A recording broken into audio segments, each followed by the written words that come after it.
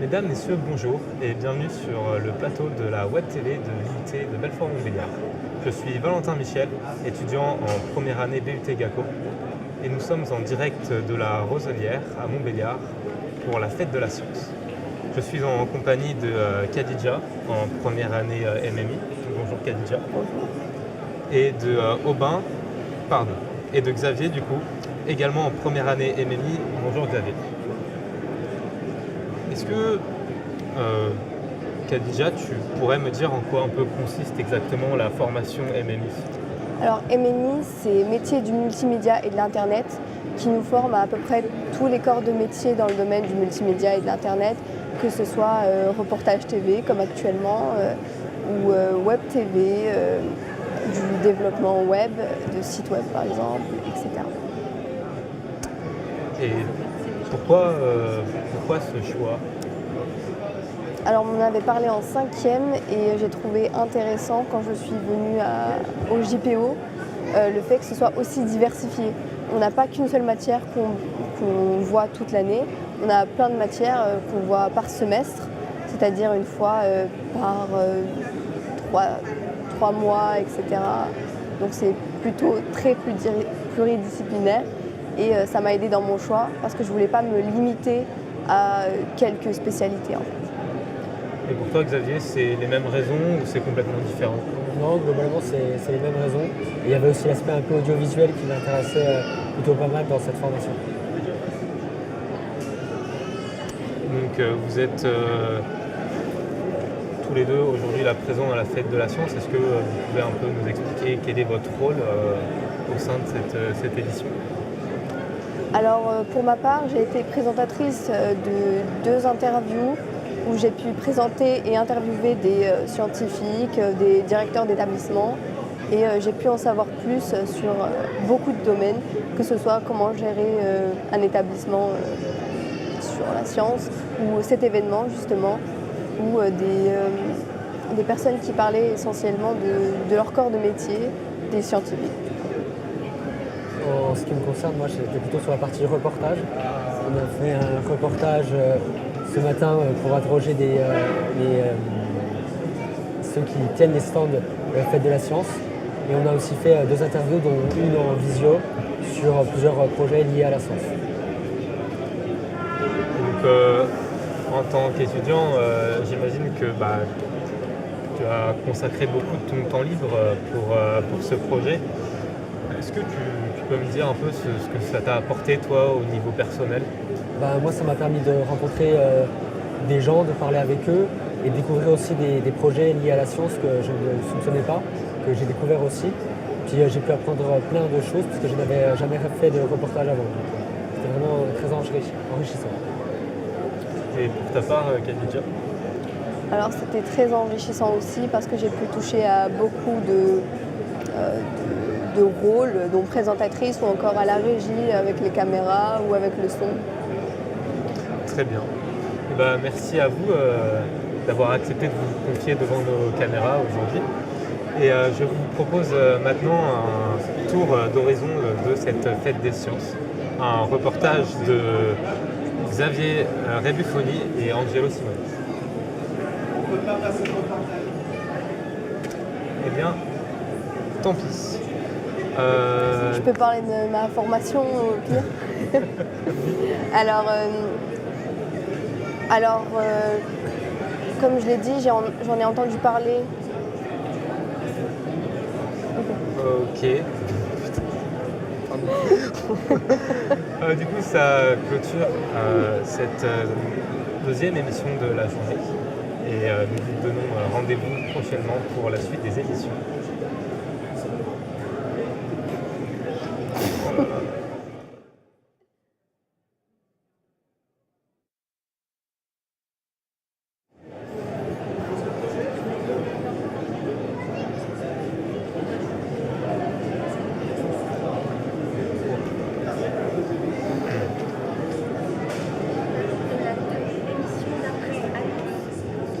Avec les autres.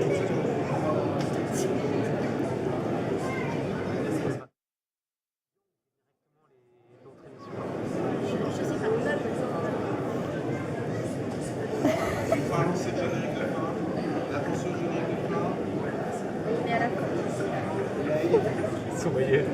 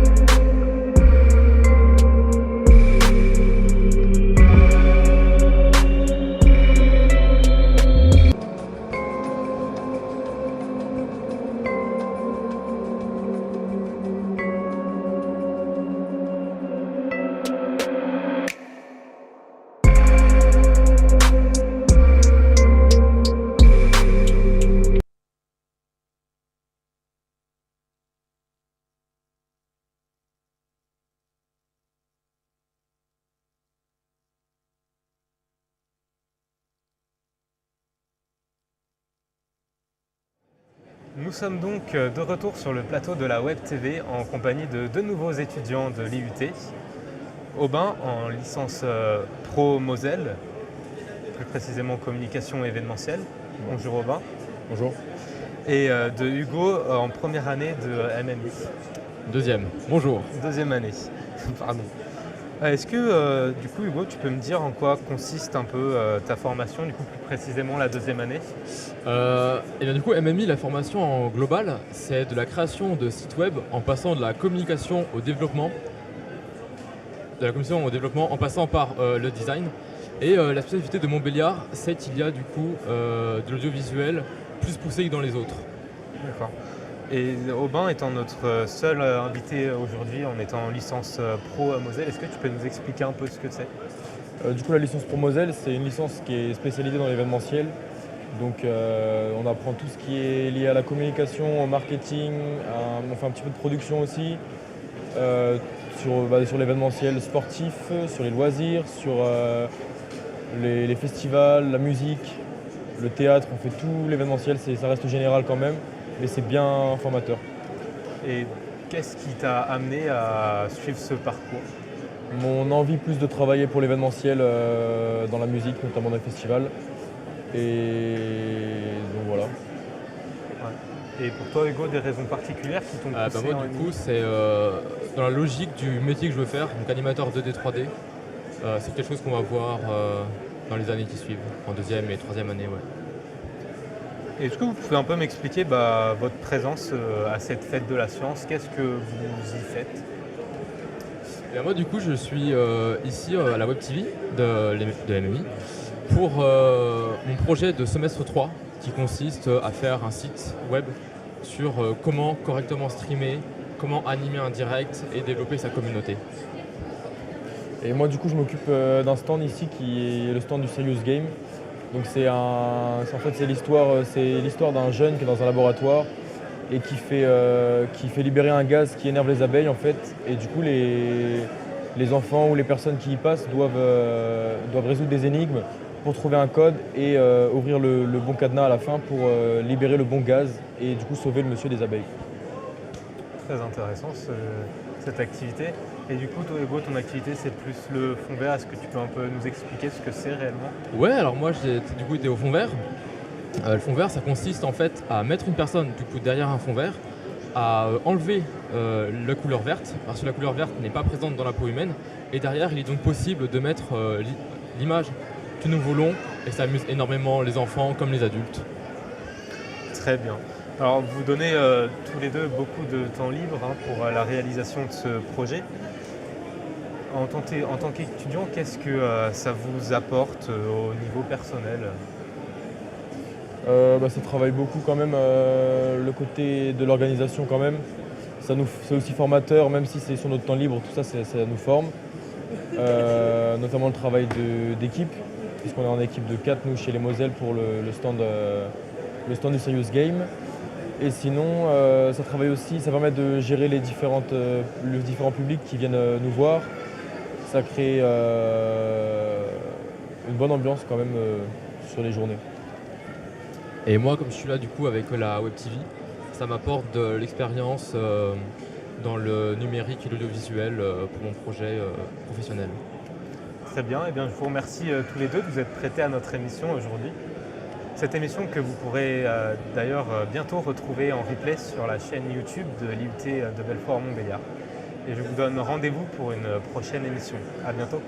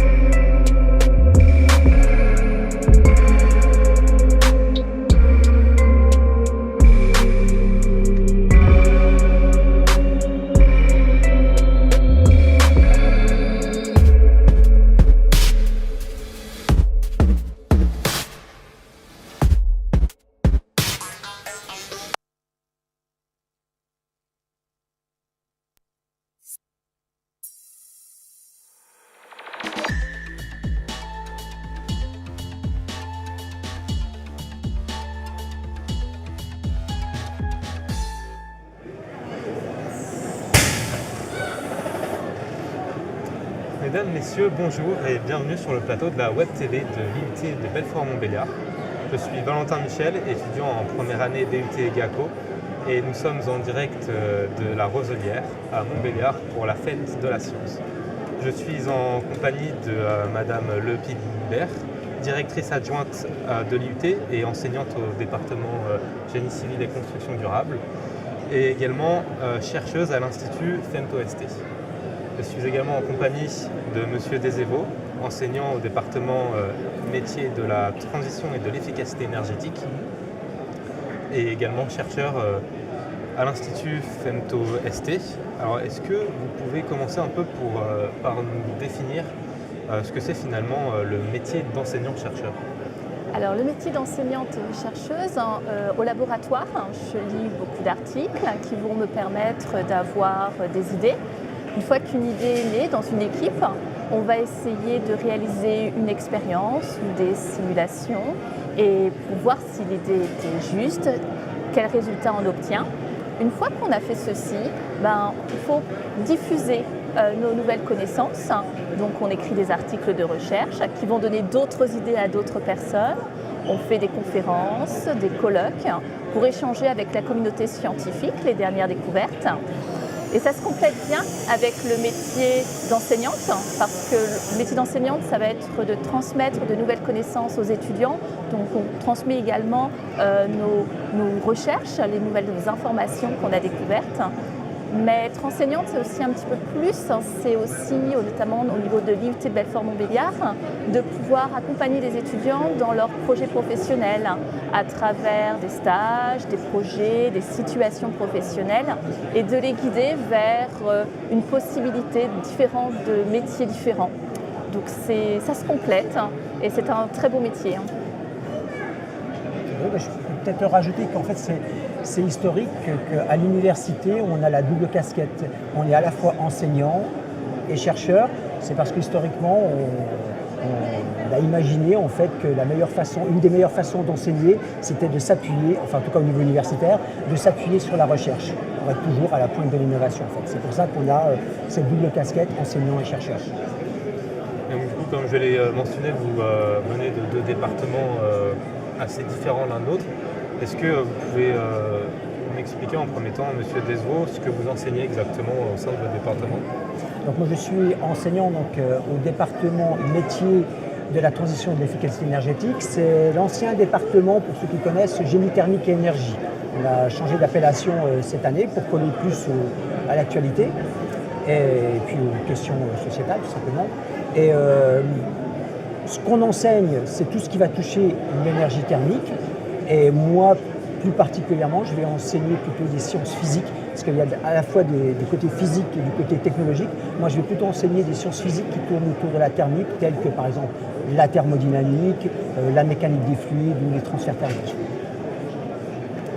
Au département Génie civil construction durable, c'est un département de formation où c'est l'acte de construire.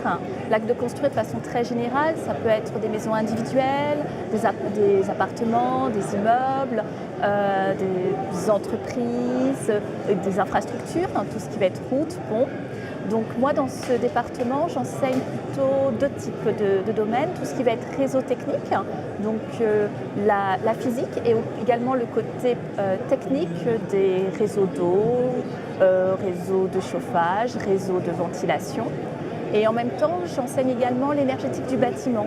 Donc c'est expliquer aux étudiants de pouvoir quantifier une isolation, de pouvoir penser toujours au confort de l'usager parce qu'on construit pour des habitants.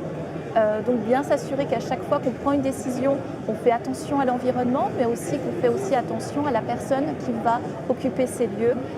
C'est vraiment l'essentiel. On reparlera justement de cette notion de confort un peu plus tard dans l'interview. Donc vous êtes tous les deux chercheurs au département énergie de FemtoST, plus particulièrement dans l'équipe thermie. Quelle est la thématique de recherche de cette équipe? Alors Valérie et moi, donc, on enseigne dans des départements différents, mais on fait une recherche finalement commune dans le même laboratoire et dans la même équipe. Donc en Franche-Comté, il y a un très gros laboratoire, vous l'avez cité tout à l'heure, donc dans le domaine des sciences pour ingénieurs. qui est l'Institut FEMPEST. C'est un des plus gros laboratoires national donc en France. Un des départements qui nous intéresse, c'est le département énergie, qui est sur Belfort. Et au sein de ce département, il y a une équipe en effet qui a des activités de recherche plutôt focalisées sur tout ce qui touche l'énergie thermique et les systèmes qui leur sont associés. Donc on va chercher par exemple à améliorer ou à comprendre déjà le fonctionnement de certains systèmes thermiques, de comprendre les phénomènes qui sous-tendent ces phénomènes-là. C'est par exemple tout ce qui va caractériser le transfert de chaleur, du refroidissement de moteurs électriques par exemple, aller également vers des systèmes innovants qu'on peut rencontrer dans le cadre de bâtiments, mais pas que. On va chercher à étudier les systèmes en les caractérisant d'un point de vue expérimental. Donc quelquefois on est amené également à innover sur les méthodes de mesure, donc à inventer, à trouver de nouvelles méthodologies et méthodes de mesure qui n'existent pas forcément de façon classique. On va également essayer de prédire les phénomènes, donc pour ça on va se tourner vers le numérique, donc soit avec des logiciels qu'on peut acheter, soit en développant des algorithmes. Et puis on va également essayer de concevoir des systèmes, et ça c'est également des activités qui sont plus en lien avec le monde industriel. Pas toutes les activités sont tournées vers le monde industriel, mais dans notre équipe on en a pas mal. Est-ce que vous pouvez peut-être nous expliquer un peu plus en profondeur votre recherche autour justement de cette amélioration de la performance thermique des bâtiments? J'ai cru comprendre que c'était un thème très poussé dans votre recherche. Oui, on a plusieurs axes pour améliorer la performance énergétique des bâtiments. Par exemple, l'un des derniers projets que nous avons, ça a été de construire un mur à une taille un peu plus réduite. Cela s'appelle le mur trombe. Donc c'est un mur qui est en béton ou en briques. Vous avez une façade qui est vitrée juste derrière. Et en fin de compte, vous allez avoir la chaleur du soleil qui va en fin de compte être captée par cette vitre et qui va être captée puis diffusée à travers ce mur stocker. Donc nous, on joue à modifier les paramètres de cette structure en modifiant la taille du mur, l'épaisseur du mur, en modifiant, donc ça on le fait sous simulation dynamique comme le disait Philippe, parce que c'est beaucoup plus facile avec un ordinateur de modifier une taille d'un mur, mais en même temps après on va vérifier toutes les prédictions, toutes ces simulations en réalisant des expériences. Donc là c'est un de nos derniers axes de recherche qui est en plein développement. Et si je peux me permettre de compléter, par exemple, quand on va étudier par exemple le mur trombe, on va l'étudier à plusieurs niveaux différents. Par exemple, on va l'étudier au niveau d'abord des phénomènes qui interviennent. Donc là, on va retrouver les phénomènes dits de transfert thermique, de mécanique du fluide, donc des choses assez fondamentales. Après, on va étudier le mur tout seul. On va faire des maquettes. On va faire des simulations pour prédire les performances. Et la dernière étape, c'est de voir après le comportement de ce mur-là intégré dans un bâtiment pour voir si finalement au niveau de la consommation énergétique, est-ce qu'on y gagne quelque chose. Au niveau également du confort de l'habitant, parce que c'est bien beau d'avoir un mur qui apporterait de la chaleur, mais si en été il en apporte trop, ça va se faire au désagrément cette fois-ci du côté confort en période estivale, ça il fera trop chaud dans la maison. Et c'est tout ça qu'on étudie à différentes échelles. D'accord, donc on comprend très bien que dans vos axes de recherche, il y a également aussi la réhabilitation des bâtiments à travers tous ces processus qui est important. À l'IUT, on a la majorité de nos bâtiments sont des anciens bâtiments qui ont plus de 50 ans. Est-ce que ça serait pour vous un chantier d'expérimentation ? Alors oui, c'est un beau chantier d'expérimentation. C'est déjà un chantier d'expérimentation pour des étudiants de première, deuxième année. Je vais vous donner un exemple. Nous avons réhabilité le logement des personnels. Nous avons des personnels qui logent à l'IUT.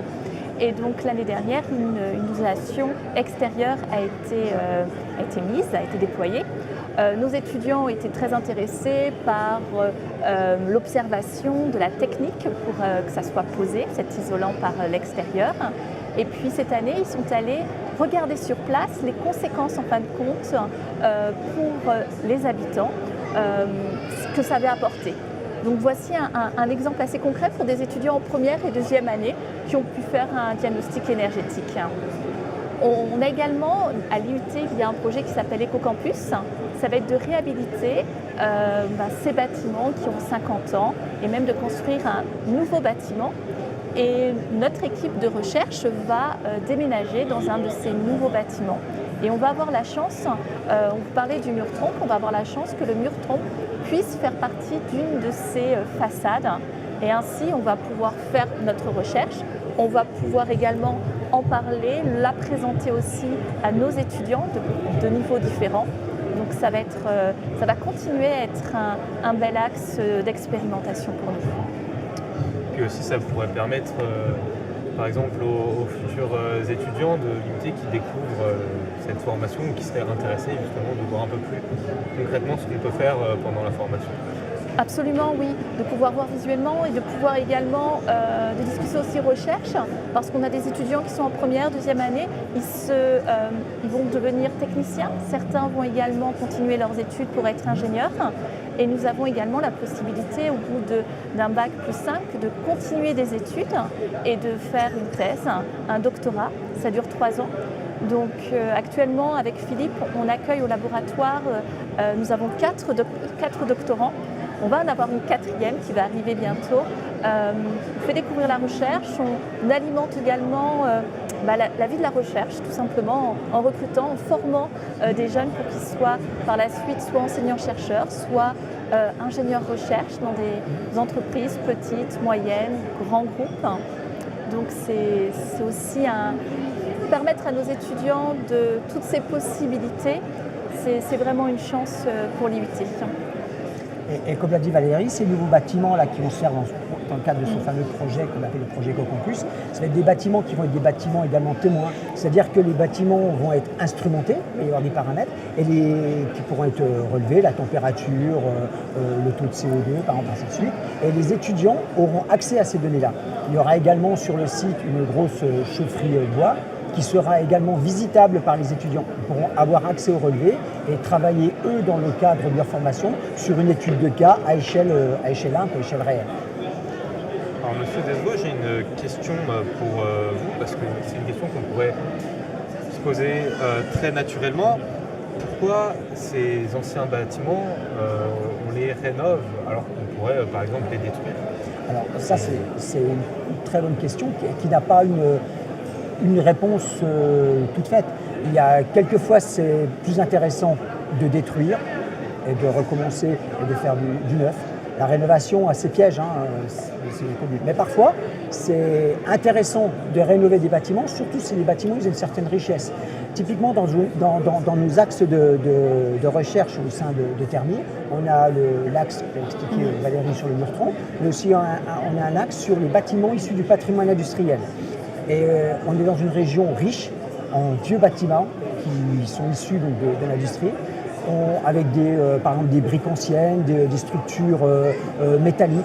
On pourrait très bien se dire on les rase et on fait du neuf, mais on va perdre finalement quelque chose d'intéressant, c'est tout l'aspect patrimoine historique.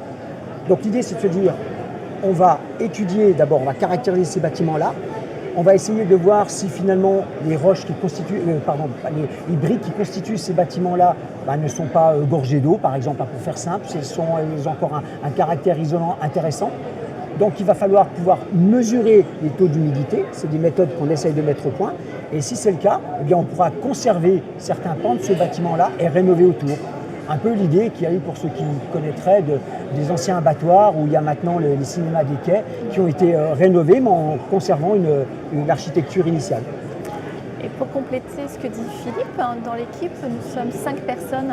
Nous sommes 4 qui sont issus des sciences industrielles et nous avons une collègue qui est une historienne et donc qui nous aide sur cette thématique qui, elle, a une vision des friches, de l'histoire des friches industrielles, notamment en Franche-Comté, qui est amenée à nous donner des informations sur les provenances de ces briques, sur certaines caractéristiques de l'époque.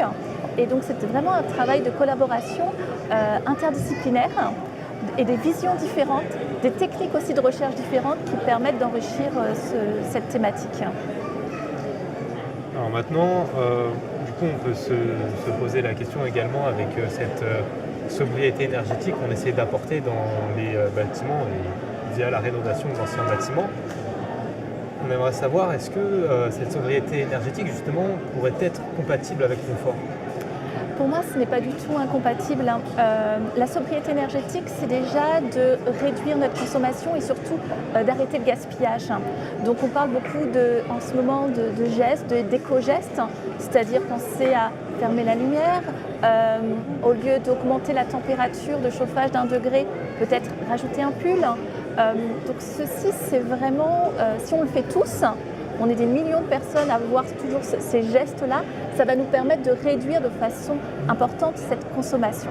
Par contre, derrière, ça n'empêche pas aussi que la recherche doit également avancer pour créer des systèmes qui consomment moins et également des habitats qui pensent également à un bon confort d'hiver et comme disait tout à l'heure Philippe, également au confort d'été. De ne pas non plus mettre, on pense souvent au chauffage notamment actuellement, mais également au système de climatisation. Donc le confort et la sobriété ne sont pas incompatibles. Il faut juste bien les lier ensemble. La sobriété, bien sûr, une des façons, on pense tout de suite, c'est sur les usages, on dit, mais il y a aussi sur rendre plus efficace les systèmes. Et c'est pour ça qu'on a également des collègues qui vont travailler sur essayer d'améliorer les performances des systèmes de chauffe, ou pourquoi pas aller vers des systèmes innovants, comme par exemple abandonner des chaudières gaz, et pourquoi pas se chauffer à travers des piles à hydrogène, par exemple.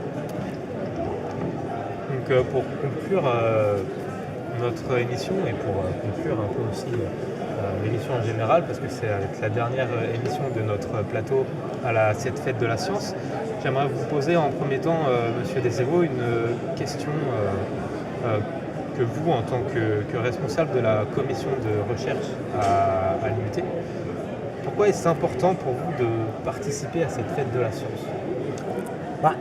Tout simplement déjà, je dirais pour nous en tant que participants, ça nous permet finalement de rencontrer, de côtoyer un public différent du public auquel on est habitué. Là, on voit typiquement des familles, voilà, avec des parents, des enfants, des grands-parents.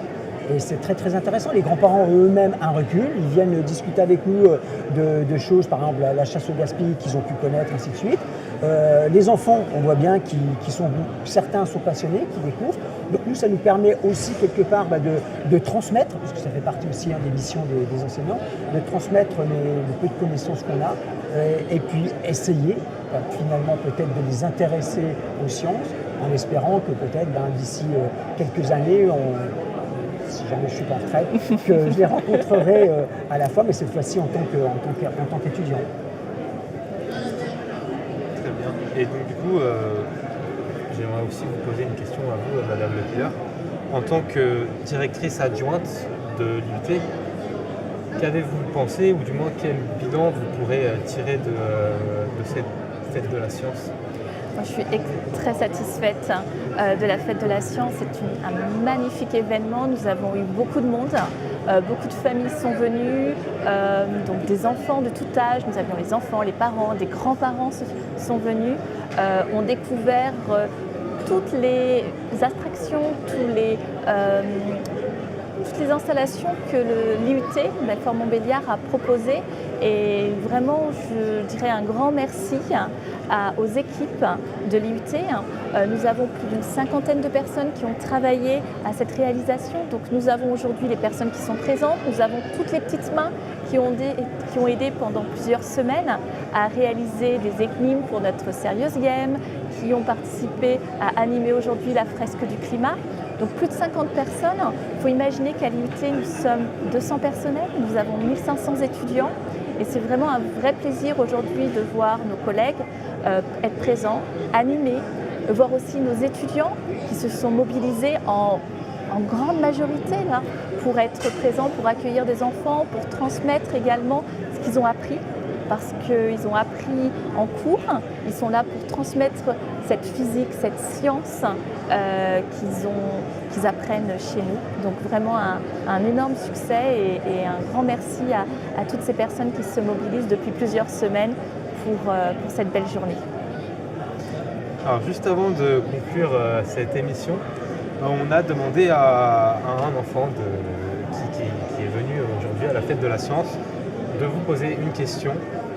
Donc c'est la question du jeune Lucas, 11 ans et demi, qui aimerait savoir si vous, en tant que chercheur, vous êtes triste quand vous ne trouvez pas. Alors, je voudrais le rassurer, c'est un magnifique métier et on n'est pas triste quand on ne trouve pas parce qu'on trouve toujours quelque chose. Moi, j'imagine un petit peu la recherche comme un cadeau surprise. Donc, ce cadeau surprise, on essaye d'imaginer ce que c'est, on regarde, on a des idées et quand on ouvre, eh ben, on est forcément content. Alors, c'est pas ce qu'on avait imaginé, mais ce cadeau, en fait, va nous amener à autre chose. On trouve toujours quelque chose dans la recherche, donc qu'il ne soit pas inquiet, on n'est pas triste. Je peux le rajouter, si chaque fois qu'on ne trouvait pas, on pleurait, on n'aurait plus de larmes pour pleurer pour des sujets beaucoup plus graves. Mais en fait, dans la recherche, ce qu'il faut comprendre, c'est, bon, bien sûr, c'est important de trouver, mais c'est finalement pas tellement le plus important. Le plus important, c'est la démarche, le protocole de recherche. Moi, je prendrais une autre image, par exemple. Un chercheur, c'est quelqu'un qui va chercher une aiguille là, dans tout le bâtiment qui est ici.